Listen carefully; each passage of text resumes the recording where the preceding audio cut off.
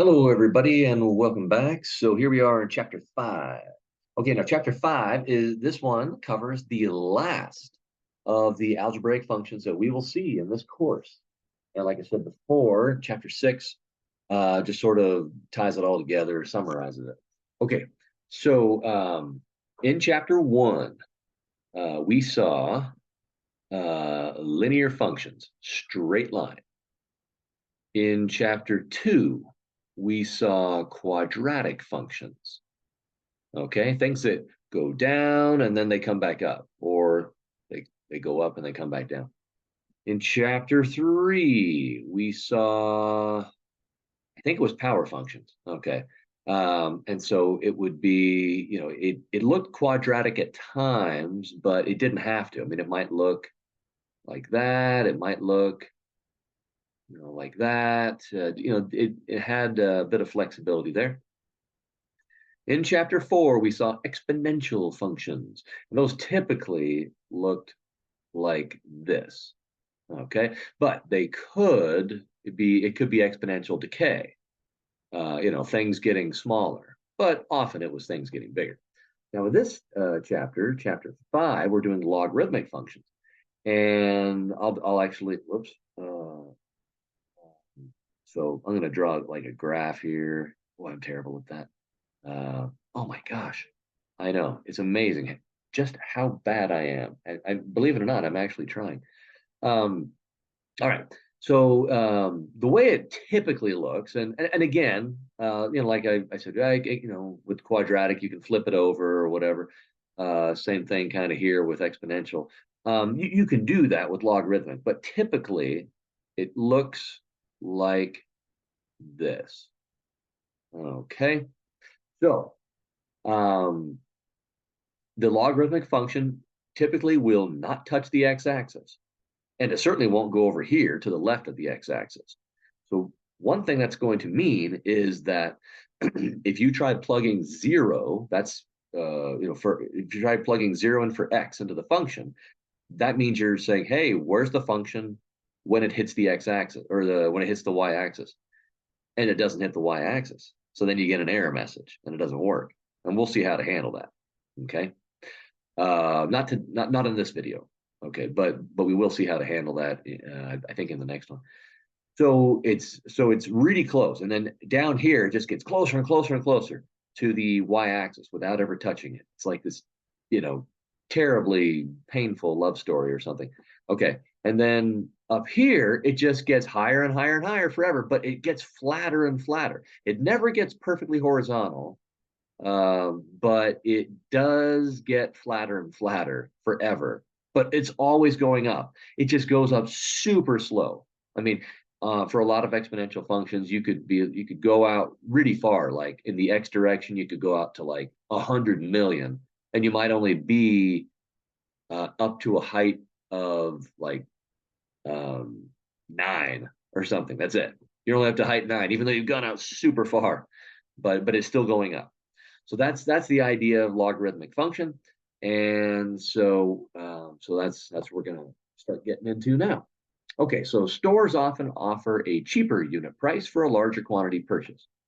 Not always. That's why they say often, or that's why they say commonly.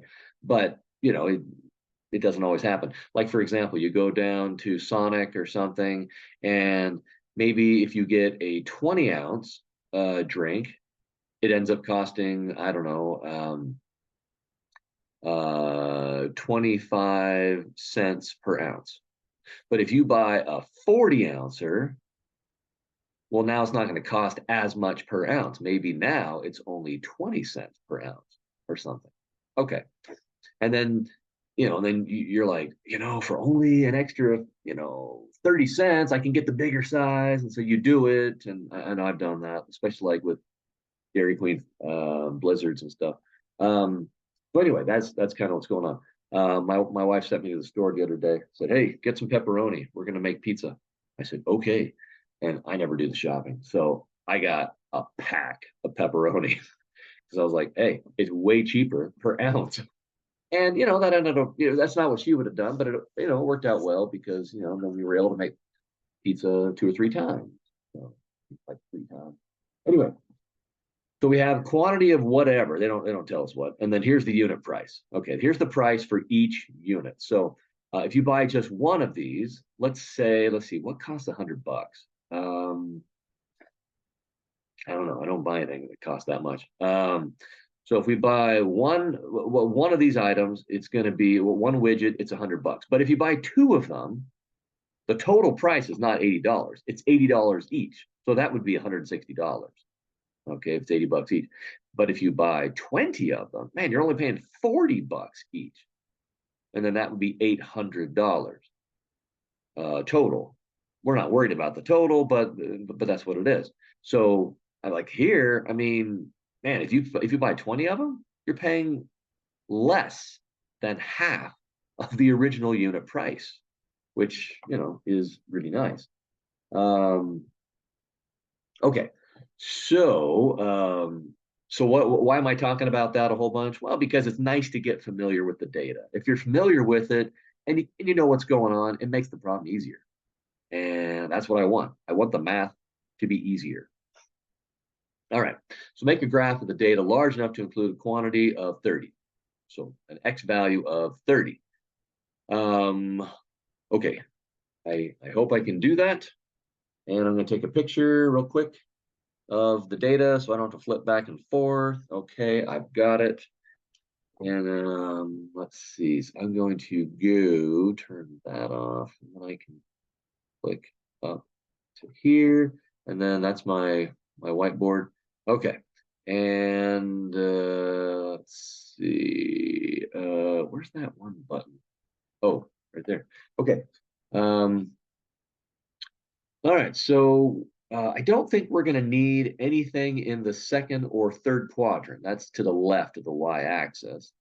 And all of our x and y values were positive. So I don't think we're really going to need anything. We're only going to need the first quadrant. Okay, where everything's positive. So I'm not going to worry about, showing quadrant 2 or 3 or 4 very much. Okay. All righty. So we've got quantity down here, and we've got unit price for the y, and we need to go all the way out to 30. Okay. On the quantity, so we'll say, yeah, that's about 10 there, and that's about 20 there. Cool. That looks good. All right. And let's see. Now the unit price starts at $100, but then it goes down. So that means that our top is going to be 100. And these things, I think I'm going to be comfortable if I just say $0 there for the unit price. So $50, that'll be in the middle, and 75 will be there, and 25 will be there. Okay. Nifty schpifty. Alrighty. So let's hey, I'm gonna pick this color because I feel like it. Wait a minute. Huh, I've got two different colors showing up there, and this isn't either of them. Whatever. Okay. Why am I picking hearts? I don't know. Because I'm just crazy in love with my wife. That's why. All right. So the first one is quantity 1. And so 1 is, let's see, that would be $5. So yeah, 1's gonna be about here. And unit price, whoops, I wasn't supposed to do 2 of those, of $100. Okay. Next one's quantity 2, so maybe about here, and a unit price of $80. And then quantity 5, which will be right here in the middle, between 0 and 10, unit price $70. Okay, and maybe about there.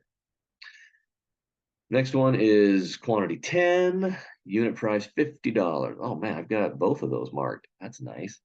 And then quantity 20, unit price $40. Okay, and right about there. Okay, and you can see that logarithmic shape. Okay, but instead of it going up steep and then flattening out, it's going to come down steep and then flatten out. Whoops. Okay, and that is Okay, and I'm doing it in segments so that if I have to erase, I don't have to erase the whole thing. You won't do it that way, but okay. All right, so it's flattening out pretty good there. All right, I think that was the end of problem part A. Let's how do I get back? Where's the book? Right there. Okay. Use graph paper. Let's pretend I did. Okay, and choose the correct axis, independent. Okay, so I did that, and I labeled the y-axis, unit price, labeled the x-axis, quantity. All right, find the slope between quantities one and okay. We've done a lot of slope here. I'm just going to do because and B and C are both do the slope. I'm just going to do one of them. How about I do the first one? Okay. All righty. So between the first one, it says, "Hey, go." Actually, you know what? I'm gonna do my own. I'm gonna do find the slope right here. Okay. Now notice everything is going down the entire time. It's going down. It's a decreasing function, which means all of the slopes are going to be negative. So I better get a negative slope here because negative slope means oh things are going down. Okay. All right. So if I pick, if I do the slope between these two little piggies right here, then I'm going to go 70 minus 80. Oh, that's going to give us our negative. And then 5 minus 2.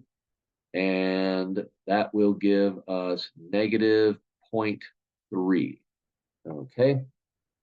Then it says, of course, explain the meaning of the slope in context. Okay. Because anybody can calculate slope. But what does it mean? Can you use the math in your life? All right. Well, it means this. Again, to get the slope, we did unit price divided by quantity. Unit price presumably is in dollars. I'm just going to assume that because, I mean, that's pretty much what it's always going to be for you and I in our lives, unless we're international dealers, then it might be yen or euros or something. What do they use in China? That might be good. You know what? I'm going to look that up right now. Let's see. Chinese currency is the dollar. What? That can't be right. What currency is used in China? The yuan. Oh yeah, okay, I've heard of that. Yuan. All right. I don't know if I'm pronouncing it right, but whatever. Okay.